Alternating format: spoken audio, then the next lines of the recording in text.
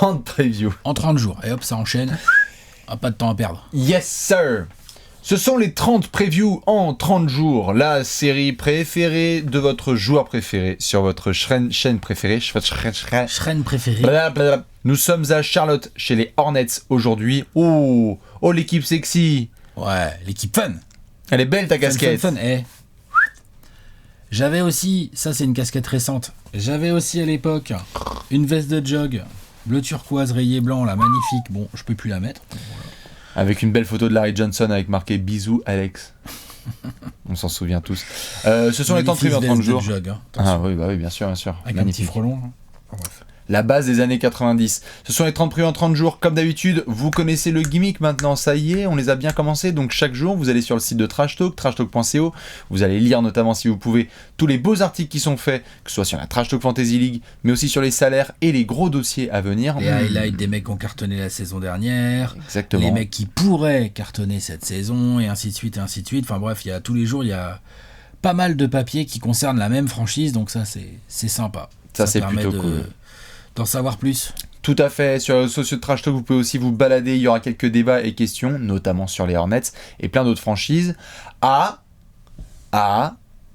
Est-ce qu'on est sur une équipe qui va, j'ai envie de dire, refaire le Play-in Tournament, ou en tout cas ouvrir notre tableau du Play-in Tournament, Alex?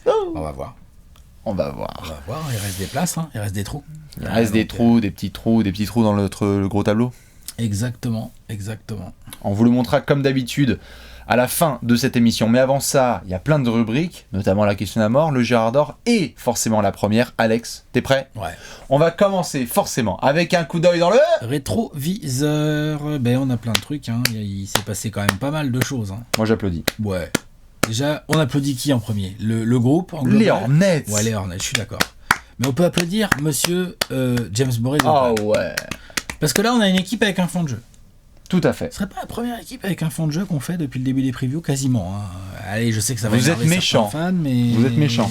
Disons que le fond de jeu, le fond de la marmite, quoi. Ouais, le fond de la cuvette. Là, il y a un vrai fond de jeu. Oui. Parce que même avec une raquette affreusement faible, quand même, hein. Bien sûr. PJ Washington, il a quand même beaucoup trop joué pivot, quoi. À un moment donné, faut... Puis Cody Zeller, c'est bon, je pense qu'on a compris. Tu réussis à produire du jeu, tu réussis à être compétitif, tu réussis à être dans les matchs et à voir à les gagner parfois en étant clutch. Tout à fait, en étant très clutch, bien sûr. Et si les blessures n'étaient pas venues leur casser les noix sur la toute fin de saison, les Hornets, ils auraient peut-être eu l'avantage du terrain au play-in. Tout à fait. Hein ? 33 victoires pour 39 défaites, tu termines à la 10e place de la conférence et Est. tu te fais fumer par les Pacers. Les Pacers d'abord. Les Pacers, tu te fais fumer par les Pacers de Domas et compagnie. Trop tôt, trop jeune. Alors évidemment, le nom, le mot qui vient tout de suite à l'esprit, c'est la Melo Ball lorsqu'on parle des Hornets. Ouais, bien sûr. Et l'adjectif et l'étiquette qui vient surtout avec les Hornets, c'est la darling. Vous le savez, chaque saison en NBA, on essaie de trouver la darling de la saison à venir. On avait vu les Knicks qui nous avaient fait vibrer. Les Hornets ont été la team fun. Il y avait quelque chose d'extrêmement excitant. Il y a plein de choses. Avec les Hornets. Quand tu avais LaMelo Ball qui démarrait sa saison rookie et son arrivée en NBA avec autant de hype, on se disait est-ce que on n'en fait pas trop? Il a montré qu'il était bon. Et puis il te donne envie de le regarder jouer, de regarder jouer ces Hornets qui sont fun. La renaissance de Gordon Hayward. Bon, même s'il s'est reblessé et qu'il a finalement joué que 45, 50 matchs, même pas peut-être. 44 matchs. Voilà. Mais n'empêche que, Gordon Hayward, bien sûr. Du bon Gordon Hayward qui te met 20 points, qui te met des bons pourcentages, qui te met des sales perfs bien méchantes sur des gars, qui participent au rebond, à la création. Moi, j'ai beaucoup aimé la demi-saison du coup de Gordon Hayward. C'est ça, à 20 points, 6 rebonds et 4 passes de moyenne.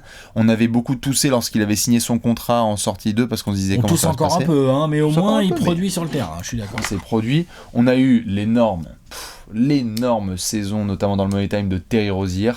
Monsieur Clutch devant Scary Terry, devant Michael Jordan qui a enchaîné les perfs clutch dans le Money Time. Ça a assassiné et les Warriors et d'autres franchises. Et qui venait au stade se prenait la sauce. 24-4. Hein. Oui, bien sûr. Et contractière Terry Rozier. Hein. Il allait chercher son contrat, on va en parler. Bien sûr. Il est allé le chercher sur le terrain. Je crois que c'est une progression. Je sais pas s'il était en. C'est une extension. C'est peut-être une extension. Autant pour moi. On en parlera, on expliquera tout ça. Parce que sinon, la contractière de Terrosier. C'était pas une contractière. 28. Je dis de la merde. Non, mais. Lui non plus, il n'était pas en contractière. Il a superbement profité de toutes les occasions qui lui ont été données. C'est Miles Bridges. Tout à fait. Dis donc. Belle progression de Miles Bridges sur la saison. Bien sûr. J'ai bien aimé. Tu es à 40% à 3 points, tu continues à mettre des posters, nom de Dieu, Clint Capella. L'athlète aussi, Miles Bridges, attention. Puis défensivement, il s'y est mis très sérieusement, lui. Ouais, c'est bien. Il a mis, lui, il fait partie de ces gars qui a des moyens athlétiques, ces gars qui ont des moyens athlétiques impressionnants et qui les mettent au service du collectif. Et ça, j'aime bien. Tout à fait. C'est pas juste pour aller planter des clous sur des pivots. On est bien d'accord. Et donc, certains rendent des fiers services, notamment cette paire un peu bizarre, mais qui va quand même réussir à faire le travail. Cody Zeller, Bismack Biyombo. Il y a quelques minutes de ces garçons qui, en fait, sont juste bonnes.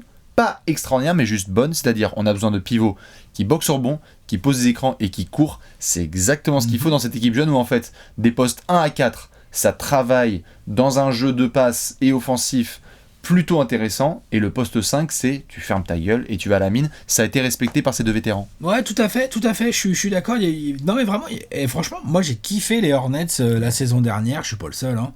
Et j'aurais voulu les voir faire un peu plus en termes de résultats. Leur fin de saison est frustrante, la Melo Ball qui se blesse, je vous dis, Washington a quand même beaucoup joué pivot et tout, enfin il y a eu pas mal de petites choses comme ça qui sont venues mettre dans la lumière les points faibles des Hornets, c'est-à-dire le quand même manque de profondeur. La saison de Devonte Graham, coussi. Ça fait partie Devonte Graham et Malik Monk, ça fait partie.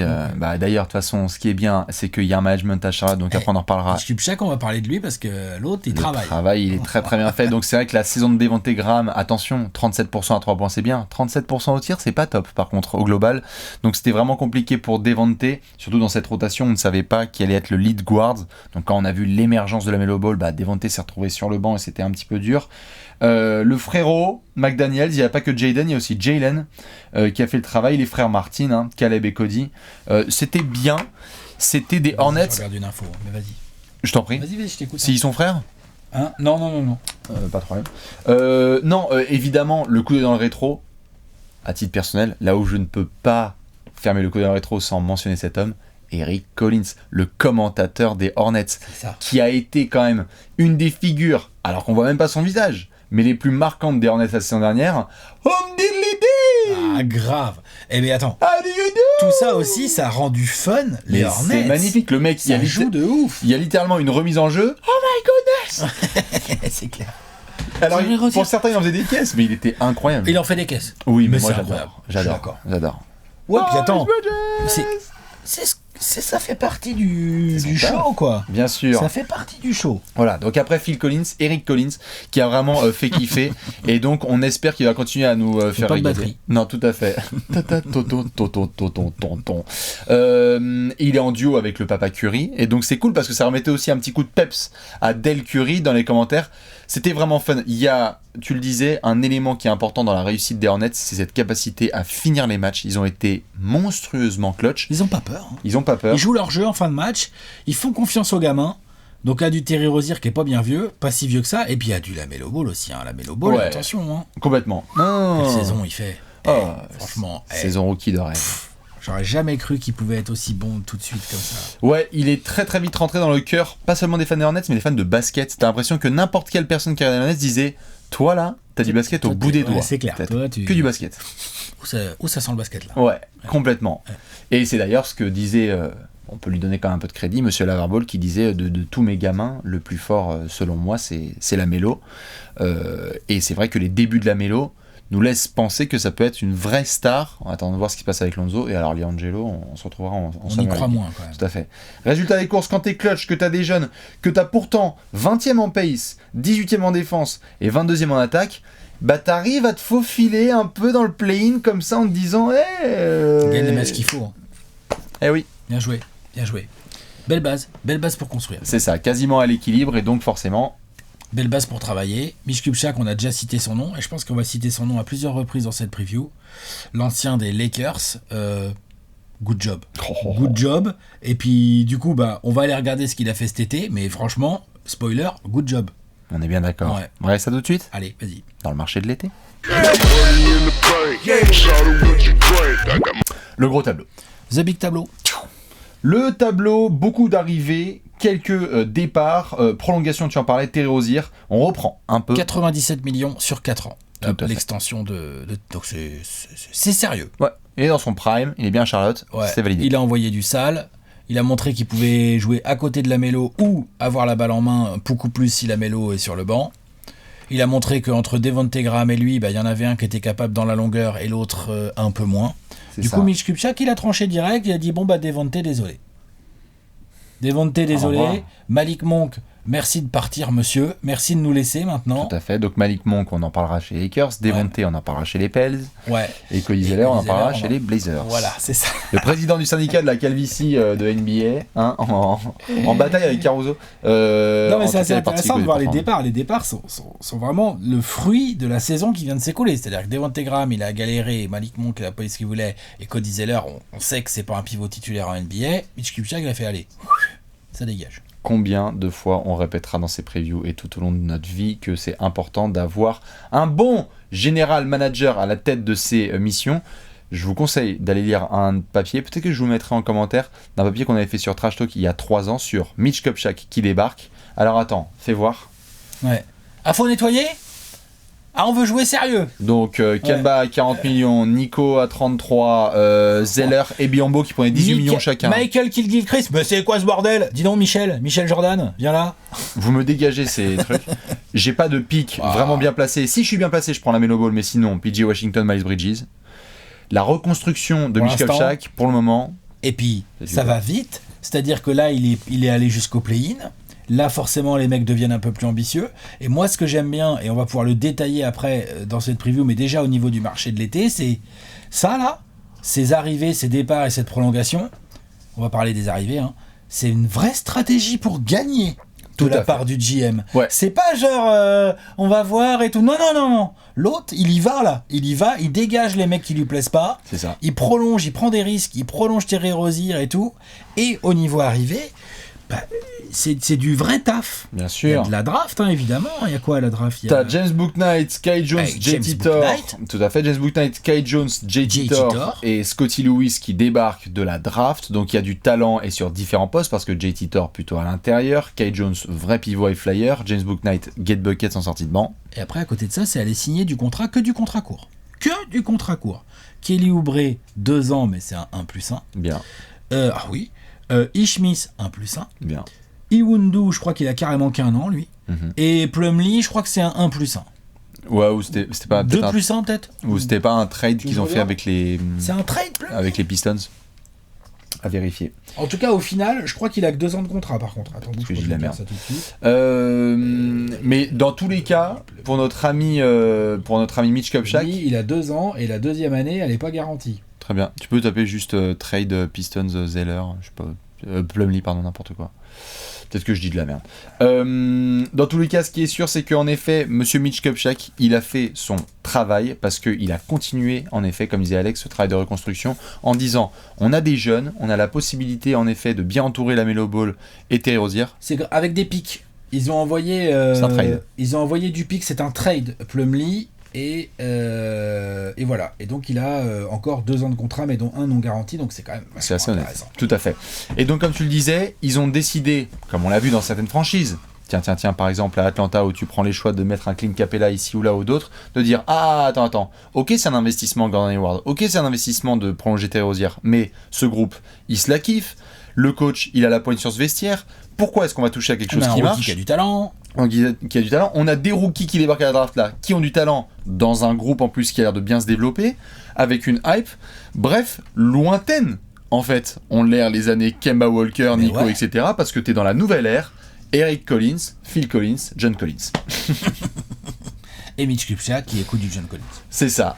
Non mais c'est beau quoi, c'est l'ère Lamelo Ball et Terry Rozier et les gars se marrent en contre-attaque. Aujourd'hui Alex en contre-attaque, qui a comme équipe vraiment plus excitante que les Hornets, en tout cas à l'Est c'est compliqué. Ah bah à l'Est aussi il y a Yanis. Non mais tout à fait en termes de fun, les Hornets c'est génial. Yanis c'est rigolo quand même. Tout à fait. Mais oui, mais je te rejoins là-dessus. Bah les Hawks c'est pas mal les Hawks aussi.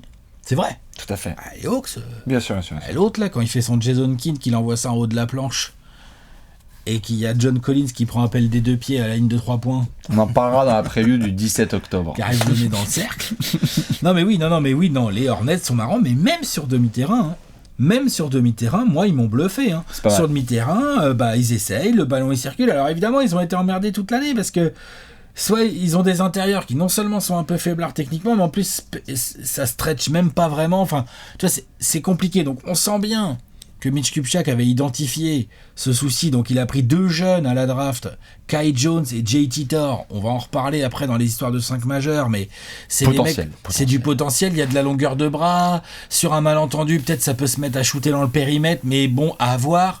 Mais on voit bien qu'il veut changer le style complètement de genre d'intérieur qu'il a. Mais il a quand même pris un petit Plumlee. Bien sûr. Mais ça, c'était pas mal parce que tu te disais, quand ils ont fait le bilan, à mon avis, les Hornets, comme tu... Excusez-moi. Quand on regardait se lever, monsieur. Ouais, tout à fait. Faut se lever. C'est la preview.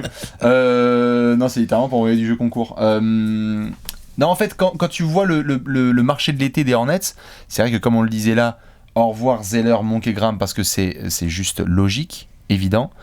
Et dans leurs arrivées aussi, c'est évident. Parce que le secteur intérieur, tu disais tout de suite en intro, putain les gars, PJ Washington, doucement.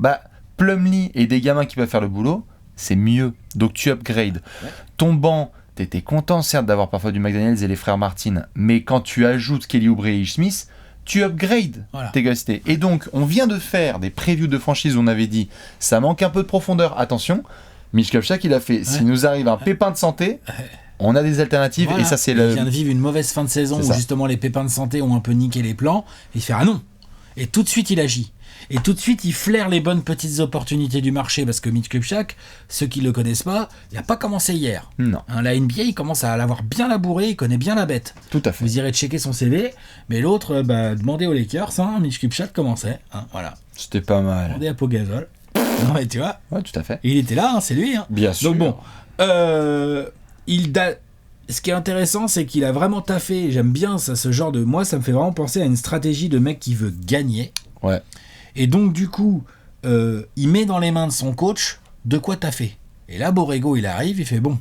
Alors, ok, c'est bien. Mon vestiaire, il est. C'est pas mal. Je vais pouvoir me faire plaisir au niveau du 5 majeur. Elle est très très belle.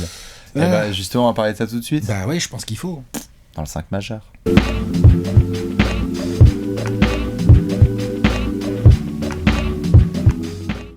Le 5 majeur, avec un meneur, un arrière, un ailier fort et un pivot.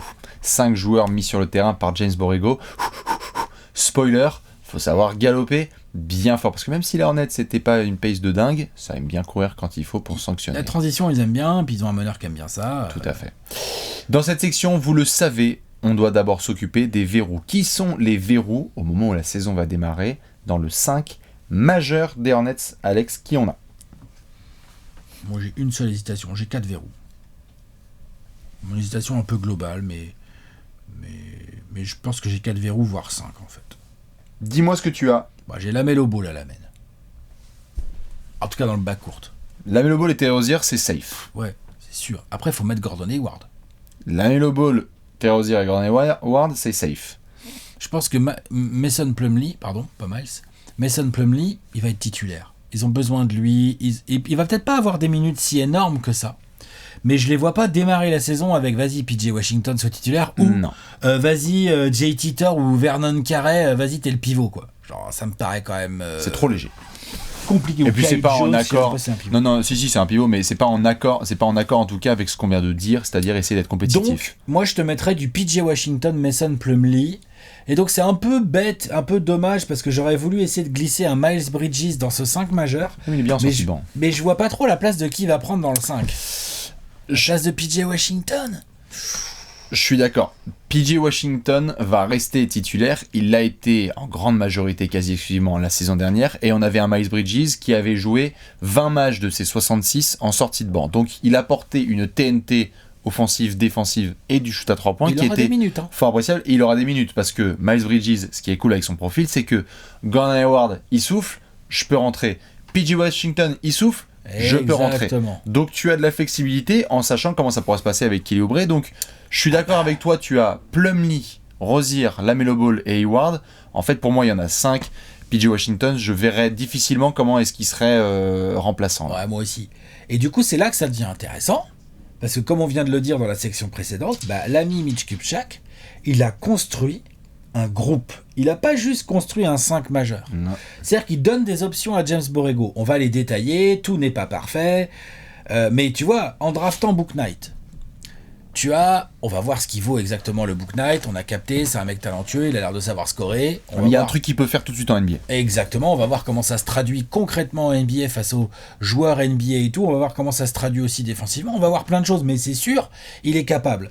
Donc ce mec-là, derrière des LaMelo Ball ou des Terry Rozier, ça me paraît plus être un 2, tu vois, mais un 2, bon, c'est combo garde un peu 2, on va dire ça comme ça. Ah, mais tu peux lui filer le ballon. De toute façon, on va pas se mentir, Alex, ils ont vu Malik Monk et ils ont fait, on n'a pas envie de te prolonger, on va prendre Malik Monk. Ouais, c'est ça. Je schématise, mais c'est un petit peu, tout à fait, il y a un petit peu plus jeune évidemment, et il y a aussi ce côté un petit peu allumette qu'on va craquer, on va voir si ça explose. À côté de lui, t'as du Ishmis. Ishmis, ça fait longtemps qu'il est en NBA. On sait ce qu'il fait quand il rentre sur un terrain. Ouais. C'est pas toujours ouf.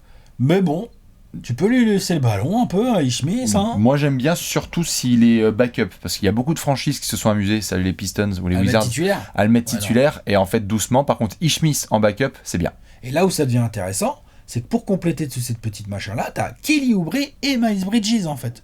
C'est ce qu'on est en train de dire sur le banc. Ouais, même Wes Iwundu. Hein. Et même Wes Iwundu.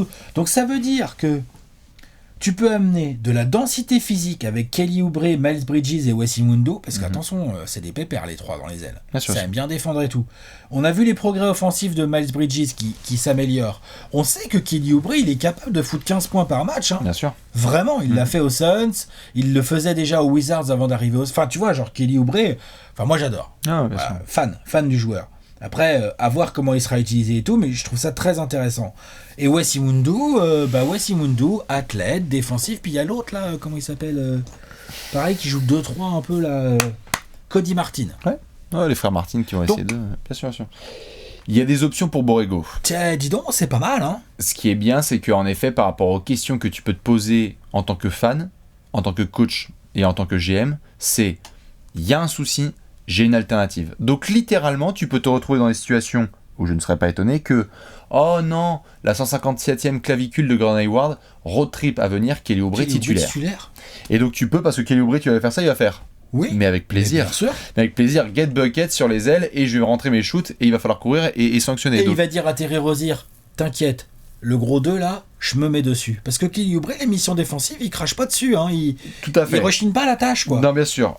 Ça, c'est bien aussi. C'est vrai que quand tu regardes l'effectif, tu peux en effet te poser des questions juste sur les responsabilisations des vraiment jeunes. C'est-à-dire qu'on a vu sur ces dernières saisons que LaMelo Ball, Terry Rozier, PJ Washington, Miles Bridges allaient avoir des minutes. Mais vu que maintenant ça devient des piliers, peut-être que pour des Kai Jones et pour des JT Thor, il va falloir vraiment bastonner pour essayer d'avoir des minutes, parce que là on joue quelque chose. Ouais. T'es à Charlotte, tu te dis pas que tu vas faire moins bien que la saison précédente. Ah non, tu te dis pas ça, je pense pas. Donc du coup, quand avec ce recrutement là. C'est ça. Et donc du coup, en lien à la fois avec la section précédente, marché de l'été, et avec celle-ci, 5 majeurs, c'est que, tu le disais en transition, il a du boulot, Borrego, il va nous mettre 5 joueurs sur le parquet, mais en plus, le matos qui a été donné, c'est du matos qui va dans sa philosophie de jeu. C'est-à-dire, on a envie que ce soit jeune, culotté, que ça se marre et que ça mouille le maillot pour l'équipe. Et que le ballon il circule. etc. Je suis d'accord. Donc littéralement, quand on voit Kai Jones débarquer en Summer League et qu'il fait une feinte à 3 points et qu'il fait un Eurostep pour partir au poster, les fans des Hornets, ils disent pas juste « Wow, il est kiffant », c'est bon, c'est un joueur des Hornets. Ouais. C'est-à-dire qu'il rentre dans notre mindset de on va s'éclater et on va défoncer nos adversaires. Mais c'est clair que le projet Kai Jones et le projet JT Thor sont deux projets... Enfin, je veux dire, c'est excitant, quoi. C'est le scope... Déjà, t'as des longueurs de bras Bien sûr. C'est phénoménal. T'as de la mobilité absolument incroyable. Ouais, et c'est le scope entre Shanghai et All-Star. Oui, mais c'est vraiment ça. Tu te dis, il y en a... Si, en fait, tu balances, t'as tellement de flexibilité à Charlotte que tu jettes des pièces et tu te dis, si ça rebondit et que ça tombe sur face, c'est bien, quoi. Biyombo, la Chine. Ouais, voilà. Non, mais tu sais pas, ouais, tout à fait. Kai Jones, on sait pas. Mais si ça se trouve, vu son potentiel, ils vont dire genre, en fait, on l'a, notre espèce de pivot, là. Ou ça sera JT Thor, hein. Et aussi, JT Thor, moi, je trouve qu'il... Ah non, mais il est fort. Quand il dégaine, c'est Alors, je sais pas s'il aura la régularité en NBA, mais il a un vrai geste. L'autre, ça se trouve, il peut stretch alors que c'est un athlète de malade. Enfin, genre, ils sont bizarres. On va voir comment Borrego va les utiliser, les deux, là, mais... Et ce qui est pas mal dans tout ça, en plus, en vision globale, c'est que la jeunesse, c'est bien, mais quand tu récupères, entre guillemets, Kelly Oubre, qui est donc un 95, je sais que pour certains, ça fait bizarre, mais c'est un vétéran NBA, ou Mason Plumlee, qui est un 90... Et donc forcément c'est un vétéran. T'as Hayward aussi. Hayward. Rozier il est un peu plus vieux. Rozier il a quel âge maintenant ? 26, 27 ? Ouais, Rozier c'est un 94. Donc il a 27 ans. 27 ans. C'est Ish Smith vraiment le daron de cette équipe avec Hayward parce qu'ils ont tous les deux un peu plus de la trentaine. Des mecs qui ont un tout petit peu bourlingué. Mais donc t'as des mecs qui ont bourlingué. Donc s'il faut vraiment taper du poing sur la table, Cody Zeller c'était sympa et rest in peace parce qu'il a fait du bon boulot dans sa carrière à Charlotte. Mais maintenant on va donner le matos à Mason Plumlee, en gros son frère sur Paint. Et avec des cheveux. Et Gordon, ouais, tout à fait. Et Gordon Hayward. Ouais. C'est bien. Ouais. Et donc Borrego, il a des armes. Il y a un truc qui peut se passer. On va voir comment ça va. C'est ça.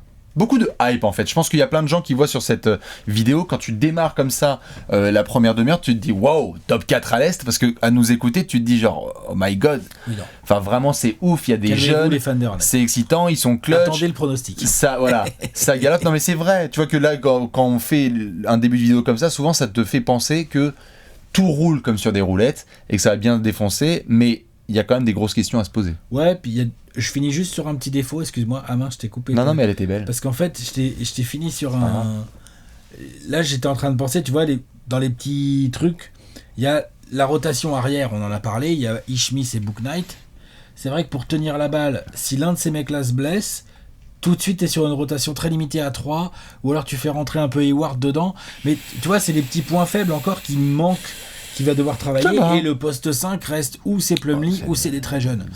Donc ce n'est pas rose, mais je pense que Borrego va bien nous faire jouer ça. Désolé, il n'y a pas de problème. Non, mais c'est très pertinent et en plus je rebondis dessus. Ce n'est pas pour rien aussi que depuis quelques mois, il y a des rumeurs sur Miles Turner et sur ses pivots un petit peu du côté de Charlotte, où en fait tu lèves le plafond de ton équipe parce que tu as un pivot qui défend bien. Tu mets Miles Turner dans cette équipe, bon bah là on parle différemment. Putain, alors là ça c'est clair. Ah oui, non, bien sûr, si tu commences à débarquer avec un front de courte Hayward, PJ Washington, Miles Turner. Mais tu sais comment jouer Miles Turner à 16 ans ? Non. Kai Jones. Ah oui, oui, il y a de ça. Il y a un petit côté, je suis d'accord. Kamikaze contre Arceau, évidemment, les fans de Miles Turner de longue date, ils jouaient bien mieux. Hein. Mais c'est ce projet-là. Ok, d'accord. Donc, évidemment, il y a des options et on va se poser des grosses questions. Allez. C'est l'heure de la question de la mort.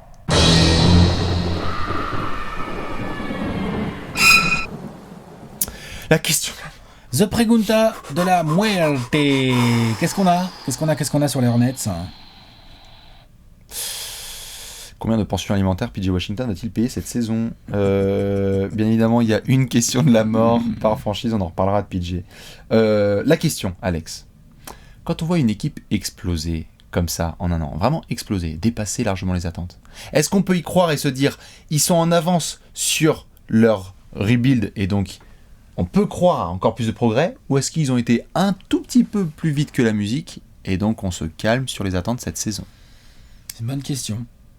C'est pour ça que je l'ai posé. Moi, j'aurais tendance à dire qu'ils sont vraiment sur le bon chemin et que la saison est très prometteuse. J'aurais même tendance à dire que la saison dernière, elle n'a pas été aussi bonne qu'elle aurait pu l'être. Vraiment, je le pense. Débattons. Après, il y a un concours de circonstances, il y a des équipes à l'Est qui ont sous-performé, salut le Heat, salut les Celtics, tu vois, en régulière, les Wizards, enfin, tu vois, il y aura même pas les Pacers qui ont eu énormément de blessés et tout, donc bien évidemment, ça t'aide. Toi, t'es les Hornets, toi, tu performes un peu, donc tout de suite, t'es un peu mieux classé que si les concurrents performaient bien. Mais, parce qu'il y a un mais à ça, je maintiens, genre, ils auraient pu finir plus fort, ils ont vraiment eu beaucoup de blessés, et vraiment, ils se sont fait un peu... ils ont perdu des places, ça se trouve, ils auraient joué les playoffs. Hein.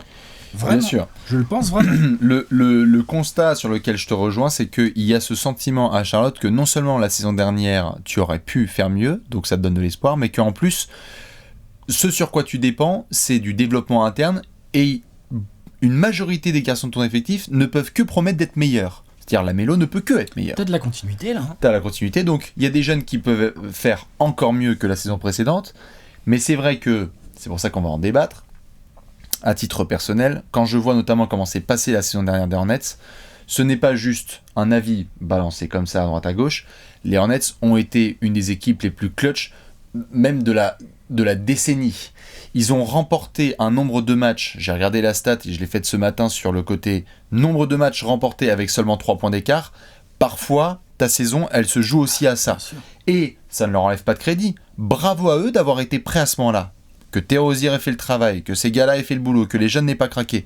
Mais ils ont été tellement clutch. Je crois qu'il y a 10 de leurs 33 victoires qui sont sur un écart de 3 points. C'est un truc qui peut basculer d'un sens comme dans l'autre. Cet aspect qui dépend évidemment d'un peu de chance, mais aussi de culot dans ce Money Time, j'ai hâte de le voir à l'exécution de cette saison parce que les gens ne vont plus prendre les Hornets pour la petite darling qu'on ne prépare pas. Là, ils ont annoncé le message. Je suis d'accord. Par contre... Donc les adversaires vont se pointer différemment quand même. Tout à fait. Mais ils sont prêts. Et surtout, ils ont une grosse force par rapport à d'autres équipes comme ça qui parfois surperforment. C'est qu'elles surperforment. Tu sais pas bien... Tu sais expliquer certaines circonstances, mais tu ressens pas la même chose qu'avec les Hornets. Là, les Hornets, comme je l'ai dit tout au début, il y a un fond de jeu. Et ces mecs-là, ils arrivent là en Media Day, en training camp, parce qu'ils savent comment ils vont jouer cette saison. Mm-hmm. Ils savent. La plupart des mecs, là, même les nouveaux, qui viennent d'arriver, les Ishmis, le Book Knight, le rookie, même Kelly Oubre ou quoi, ils ont déjà une petite idée de leur rôle, en fait. Bien sûr. Et la discussion, elle est simple. Du coup, j'ai vraiment un sentiment de continuité avec cette équipe. Et je dis pas, encore une fois, qu'ils vont aller se battre nez à nez avec les Nets pendant toute la saison et tout. C'est pas ce que je dis. Mais je dis juste que par rapport à d'autres équipes comme ça qui sont en reconstruction et où ça va vite, mais tu sais pas trop, et donc tu peux avoir un petit côté déception derrière. Ça pourrait arriver à Hornets, mais eux, ils ont vraiment un gros truc qui pourrait leur permettre d'éviter ça. C'est le fait que, en fait, la Melo Ball, ouais, il va progresser a priori. Terry Rozier, il est prolongé, il connaît son rôle. Gordon Hayward, il a joué que 44 matchs. Gordon Hayward, il peut peut-être en jouer 70. T'améliores un poil la raquette, les mecs connaissent leur rôle, Miles Bridges a envie de continuer. T'as un vrai fond de jeu, t'as le même coach, les mecs, il a l'air de bien tenir. J'aime bien, en fait, ce que ce groupe dégage. Voilà, j'aime bien. J'entends bien, et là-dessus, je ne le contredis pas. C'est vrai que parce qu'il y a un peu un côté spectaculaire qui parfois prend un peu le dessus sur le reste, c'est-à-dire que ça ne leur enlève pas du fond de jeu. Le côté spectaculaire parfois peut vraiment attirer le regard et donc on oublie ce qui se passe derrière au-delà des highlights, mais il y a en effet du vrai jeu. C'est juste que quand tu es Charlotte aujourd'hui, et je pense même quand tu es d'autres franchises aujourd'hui qui sont un peu en dessous, c'est-à-dire que littéralement la saison dernière, il y avait 5 équipes qui étaient en dessous. Chicago, Toronto, Cleveland, Orlando et Détroit. Ça s'est joué dans un mouchoir de poche avec Chicago, mais ce sont ces 5 équipes. Je pense que littéralement, quand tu es Chicago, avec le recrutement que tu as fait et dont on parlera dans une autre preview, tu te dis il faut qu'on fasse mieux que les Hornets. Ouais. Logique. Ouais, c'est logique. Ouais. On vient de faire la preview de Cleveland. Quand tu es les Cavs, tu te dis on peut aller chercher. Ouais, il y a du travail, mais tu peux aller chercher. Est-ce que l'une de ces deux équipes a le fond de jeu des Hornets ? Juste. Pour le moment, non. Voilà. Mais est-ce que, tout à fait, mais est-ce que au final, à la fin de la saison prochaine, les Hornets auront, par exemple, le meilleur ou 2 des 3 meilleurs joueurs de ces 3 équipes ? Peut-être pas non plus. Tout à fait d'accord. Parce que tu auras des Rosanne, une saison complète de Vucevic, de Lavine, exactement, et que les Cavs, en fait, on va être là, genre, putain, le Gérard d'Alex, Darius Garland, en fait, c'est un All-Star. Voilà. Et donc, du coup, c'est juste que, on va faire la partie pronostic après, mais j'ai eu le sentiment, perso, que Charlotte a été beaucoup plus vite, et tant mieux pour eux, que ce qui aurait pu et dû se passer. Notamment, j'aimerais bien revoir les pronostics qu'on a fait sur Hornets la saison dernière. Ouais. Je pense qu'on les avait peut-être pas mis dans le play-in ou quoi que ce soit. Ouais. Et donc, du coup, c'est vachement bien parce que ça augmente les attentes, met de la bonne pression et ça pousse le management à prendre des bonnes décisions. C'est ce qui s'est passé, vu qu'on est dithyrambique sur le marché de l'été. Simplement, je mets une petite réserve parce que quand je vois notamment la façon dont ils ont défendu et parfois sur demi-terrain eu du mal à attaquer, ils ont des options, mais je trouve que parfois il y a eu un petit peu de concours de circonstances avec les Hornets. Oui, un petit peu de hero ball aussi. Non mais attends, je suis d'accord, hein. Je comprends ce que tu dis, mais en gros, je trouve que c'est pas un feu de paille pour moi ce qui s'est passé la saison dernière. Moi non plus. Ça veut pas dire qu'ils vont tout exploser dans la continuité, mais ça veut dire qu'il y a une continuité avec un vrai projet. C'est pour ça. Donc ça, c'est bon signe. Et donc ce que je veux dire, c'est que si les Hornets continuent avec le même genre de fond de jeu et que ça gagne un peu plus de matchs que la saison dernière, par exemple, bien sûr. Moi, je serais pas surpris. Tout à fait. Je serais pas genre quoi. D'ailleurs, pour ceux qui font la liste, évidemment, tu regardes Washington et il y a plein de franchises qui se disent on aimerait bien les get les Washington parce que évidemment eux aussi on en fera la preview, on verra juste ce que ça va donner. Je ne dis pas que c'est feu de paille, hein. qu'on me fasse pas dire ce que j'ai pas dit. Je suis d'accord sur le fait qu'il y a du potentiel, juste quelles sont les attentes que tu peux avoir en tant qu'équipe ? Est-ce que le côté play-in justement te permet de croire justement à ce format et d'y retourner ? Je pense que si t'es Charlotte, on en parlera, mais idéalement tu évites le play-in tournament. C'est là-dessus que je pump un peu les top 6.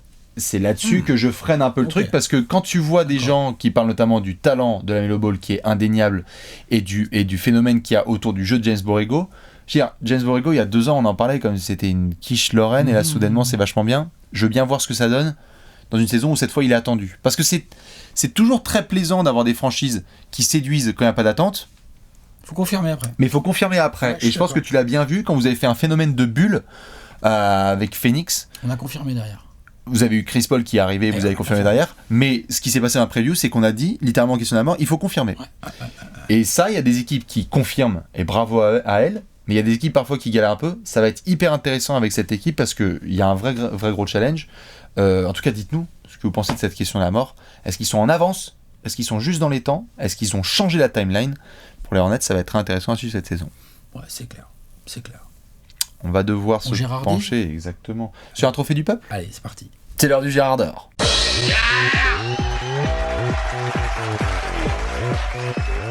Le Gérard d'or. Le Gérard d'or. Alex, backflip.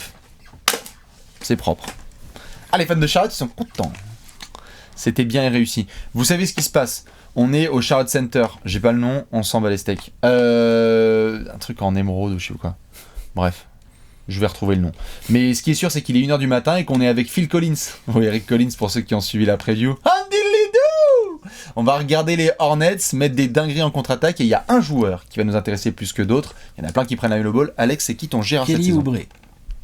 Monsieur Kelly Oubre. Bon, j'adore. With Papi. Et je l'aimais déjà bien avant qu'il passe par les Suns. Quand il est passé par les Suns, franchement, il a fait grave le taf. Il a tellement fait le taf qu'il a servi dans l'échange qui a ramené Chris Paul et qui a quand même changé beaucoup de choses à Phoenix sur les 12-15 derniers mois. Je suis très content de le voir arriver dans cette équipe, en fait, moi, Kelly Oubre. J'étais là, j'étais déçu, le côté, il est tradé, puis le Thunder qui le renvoie aux Warriors, et puis il a vraiment fait une saison difficile aux Warriors, les tirs, ils rentraient pas. Tu sentais qu'il se passait rien dans cette équipe, qu'il était pas bien, le Kelly. Là, je pense qu'aux Hornets, il est sur un contrat de 2 ans. Je crois qu'il a signé 24 millions sur 2 ans. Donc c'est très raisonnable. Propre. Il a vraiment une belle occasion de se poser dans une équipe cool, jeune et ambitieuse. Et il a une vraie occasion de se faire une belle place et de s'exprimer avec la seconde unit. Genre, pour scorer, un peu comme il sait faire, quand même, il est capable vraiment de scorer de loin, de près, dunker, machin, et d'apporter de la belle intensité défensive, son goût du défi. Kelly Oubre va apporter, tu vois, Terry Rozier, il aime bien, il gonfle les pecs, il a pas peur. Bah t'en as un autre maintenant, t'as Kelly Oubre en plus, tu vois. Genre, je pense que c'est une équipe qui va pas avoir peur, les Hornets, de l'adversaire la saison prochaine.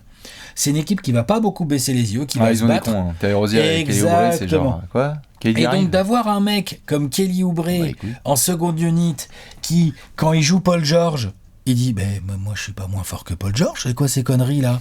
Envoyez la sauce, mais c'est ça, il est comme ça, Kelly Oubre, il est dans ce genre de délire. Bon, il est moins fort que Paul George, mais c'est voilà. Mais les Hornets ont besoin de ce genre de joueurs et je suis très content qu'il soit arrivé là. Et c'est en plus franchement, c'est un Gérard, le gars. C'est un Gérard. Là, pour le coup, je prends un vrai Gérard. Quoi. Non, c'est vrai. Parce qu'on est vraiment sur tiens, Kelly Oubre est à 2 sur 14. Tiens, Kelly Oubre est à 10 sur 12. Hein ? Non, mais c'est vrai. Complètement, ouais. Donc voilà, Kelly Oubre. Peut être dans la course au sixième de l'année, hein, si ça se passe bien pour les Hornets. Hein. Si ça se passe bien pour les Hornets, c'est que l'autre il commence à te foutre 16 points avec, tu sais, les 4 rebonds et puis de la bonne def. Bah oui, t'as un client, t'as un candidat, ouais. Bien. Puis c'est un gars de la culture, les Wizards l'ont vu, The Valley à Phoenix, les fans étaient complètement dingues de Kelly Oubre, c'était Wave Papi, le mec, il représentait, il est amoureux de sa franchise. C'est un de ces mecs à la Canter, en fait, il dit moi je vais prendre ma retraite à Charlotte. Le seul truc où ça s'est mal passé, c'est avec Golden State. Mais il avait pas envie d'y aller.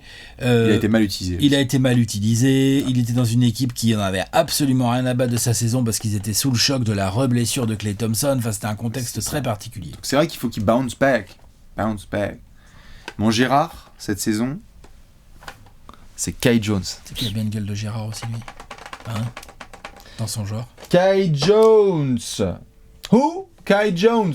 Bien évidemment, il y a plein d'autres Gérard. Hein. Pourquoi je pars sur Kai Jones? Pour la raison suivante. Drafté donc cet été par nos amis de Charlotte, phénomène de Texas, on se pose encore la question. Dans quel registre on est avec Kai Jones? Voyons voir qui est sorti de Texas récemment.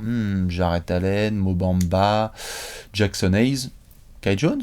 Voyons voir. Où est-ce qu'il se situe dans ce genre de range? On venait de parler de Miles Turner. Les bras sont immenses. Et alors, pour le coup, s'il y a bien un garçon qui très vite peut rentrer dans le style de jeu des Hornets, c'est Kai Jones. Ouais. Je gobe des rebonds. J'essaie un peu de protéger l'arceau. Je cours et je catch des lobes. LaMelo Ball, autant il s'entend très bien sur alley-oop avec Miles Bridges, autant Kai Jones, il est à 1 ou 2 étages au-dessus. Wow. C'est-à-dire qu'il a une détente de malade et il a ce côté vraiment... Il est hyper long, tout à fait.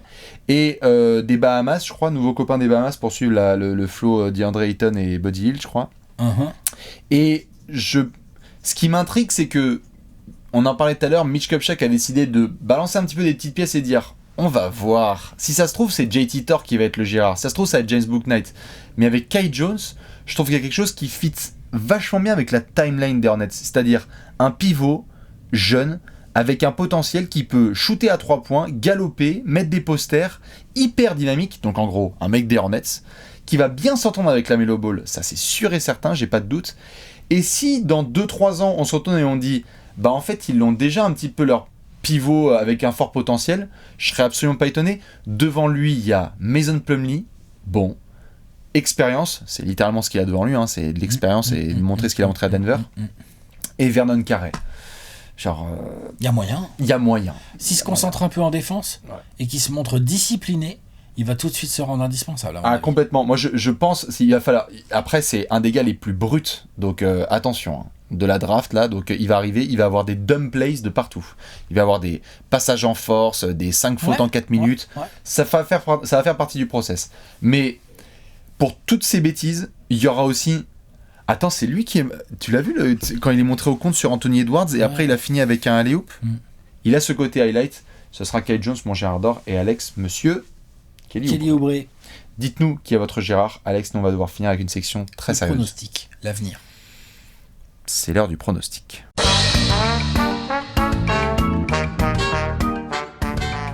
Pronostic time? Pronostico. Vous le savez, dans cette section, il y a 24 secondes pour Alex, il y a 24 secondes pour Bibi, mais avant ça, il y a une petite cote. Exactement, une petite cote qui nous vient de chez nos amis de Paris en Sport, qui s'affiche là dans le magnifique bandeau là, que vous voyez par ici, là, mise en place par Monsieur Léonce. La cote, c'est LaMelo Ball va faire au moins 8 passes décisives de moyenne sur la saison. La cote était à 2,20, et je dis bien était, puisque comme vous le voyez, elle est boostée à 2,65, donc pendant 24 heures. 24 heures de boost, donc vous pouvez y aller, c'est le petit bonus. Écoute, 8 passes d'ess, LaMelo Ball, franchement, il est capable. Il est capable, c'est pas garanti, mais enfin, il est grave. Il y a du scoreur autour de lui, il va distribuer le jeu, il va beaucoup avoir la balle en main, et il va beaucoup créer. Si les Gordon Hayward, Bouknight ou Rozier et compagnie commencent à t'en faire tomber dedans, il va faire de la passe d'ess. Hein. Ça peut aller vite, en tout cas, il a ce mindset, cette approche tout de suite de faire des grosses passes. Donc, c'est possible. Tout à fait. C'est une belle cote. Allez-y si vous voulez. Disclaimer, c'est une belle cote, mais il faut pas miser dessus ce que vous pouvez pas perdre. Voilà. À force de le dire, peut-être les gens ils vont. Ouais, mais moi je continue à mettre le hashtag. C'est important de le pari sportif, c'est quelque chose qui est cool. Mais qui peut glisser dans le mauvais sens. C'est ça. Un bon moyen, c'est de ne pas miser ce que tu veux pas perdre. Là. Exactement. Hashtag faites pas les bolos. J'ai un over-under. Il est à 35,5. T'en penses quoi? Parfait. D'accord. T'es pas d'accord? Non. Wouh! Non. Oh my god! Non, je suis pas d'accord. Wow! Je trouve un peu... Bon, voilà quoi. Eh ben écoute... Bah ouais. Tu vas pouvoir nous expliquer pourquoi ils auront l'avantage du terrain en premier tour des playoffs. Tu es prêt? Ouais. 24 secondes pour Alex, 24 secondes pour Ubi. Vous pouvez le faire aussi. Alex va vous donner l'avenir. Attention, dans 3, 2, 1, Boris Dio. 41 victoires pour les Hornets cette saison. Ouais. Et ça me les place, je crois, 9e dans mon tableau, donc dans le play-in. Je sais pas s'ils vont avoir l'avantage du terrain au premier tour, mais je pense qu'ils peuvent aller en play-off. Le jeu fun, le jeu offensif, il y a de l'efficacité, il y a plus de profondeur que la saison dernière. Ils sont moins contraint par les blessures s'il y en a. Je crois que c'est un groupe aussi qui va vouloir faire mieux. Je pense qu'il y a des mecs comme même la Melo Ball en fait qui est juste sophomore, il va dire attends, fait chier quand même de pas être allé en playoff l'année dernière quoi. On va avoir envie de concrétiser. Il y a une vraie ligne directrice, il y a un vrai projet. Moi j'y crois, je leur mets 50%, 41 victoires, 9e. Yo! Entrée fracassante dans le play-in. Ouais. Avec l'avantage du terrain. Et franchement, ouais, je crois en cette équipe. Eh ben écoute, je vais essayer de faire aussi bien. Ou pas. On va découvrir ça tout de suite, attention. 3, 2, 1, top chrono. 36 victoires pour les Hornets, qui conservent la même place, la 10e je crois de la conférence Est dans mon tableau. Magnifique la saison dernière, beaucoup d'attentes, ils ont été extrêmement clutch, il y a de la marge de progression, c'est formidable. Ils vont être attendus, les Hornets, on ne peut pas surprendre comme ça 2 fois, c'est déjà très bien de faire une deuxième saison stable. Tu peux faire une régulière à la même place, mais être meilleur au play-in. Si ça se trouve, au play-in tournament, ils y vont en 10e et ils finissent en play-off. Je ne serais absolument pas étonné. En tout cas, très hâte de voir cette franchise qui est fort excitante. Bien content pour James Borrego qu'on en parle en de meilleurs termes. Et puis voilà, foncez regarder parce que Phil Collins c'est formidable. Ok. Putain, on a 5 victoires d'écart. C'est pas rien. C'est pour ça que moi il était parfait le under. Ah non, tu vois, moi, il était un peu juste quoi. Waouh! Et donc on va montrer tout de suite le gros tableau. Allez. Boum, le gros tableau made by Léon, le MVP. Les gens ils vont pas comprendre les trous, certains trous, les gens commencent à dire oh qu'est-ce que. Qui c'est qui est. T'as mis les Sixers derrière les Hornets? Pas. Ouais. Les Sixers 10e, ça fait bas quand même. Ça fait beaucoup quand même. Dans tous les cas, dites-nous vous où est-ce que vous mettez les Hornets. Bien évidemment la bise à tous les fans des Hornets de France et d'ailleurs. On vous fait plein de bisous. Comme d'hab, je vous laisse avec l'indice d'Alex pour la preview de demain. L'indice c'est John Grisham. John Grisham, parfait, à demain.